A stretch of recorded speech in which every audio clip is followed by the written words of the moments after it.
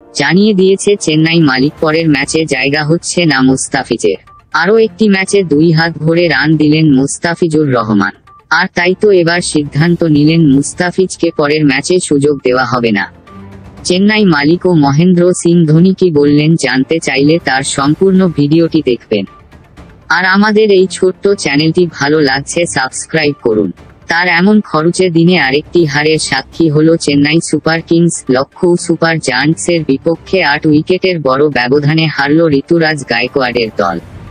শুক্রবার 19 এপ্রিল লখনৌর অটল বিহারী বাজপেয়ী স্টেডিয়ামে ম্যাচে আগে ব্যাট করে রবীন্দ্র জাদেজা ও মহেন্দ্র সিং ধোনির বীরত্বে 20 ওভারে 6 উইকেট হারিয়ে 176 রান করে চেন্নাই। জবাবে শুরু থেকেই দারুণ ব্যাটিং করে 1 ওভার বাকি থাকতেই 2 উইকেট হারিয়ে জয়ের বন্দরে পৌঁছে যায় লখনৌ। এ নিয়ে টানা 2 ম্যাচে নিজের ছায়া হয়ে থাকলেন মুস্তাফিজুর রহমান। এবার 4 ওভারে 43 রান দিয়ে পেলেন একটি উইকেট। আগের ম্যাচে মুম্বাই ইন্ডিয়ান্সের বিপক্ষে একটি উইকেট নিতে 4 ওভারে দিয়েছিলেন 55 রান। চলতি আসরে 6 ম্যাচে মুস্তাফিজের উইকেট হলো 11টি। কিন্তু পরের ম্যাচে জায়গা হচ্ছে না মুস্তাফিজের বললেন চেন্নাই কোচ এবং চেন্নাই মালিক। পাল্টা জবাব মহেন্দ্র সিং ধোনি একই সাথে মত দিলে পরের ম্যাচ মুস্তাফিজ দলে থাকবে না। তাহলে কি মুস্তাফিজকে বাংলাদেশ ফিরে আসতে হবে? হ্যাঁ দত্ত বন্ধুরা, প্রেমে পর্যন্ত সিএসকেতে থাকবে মুস্তাফিজ।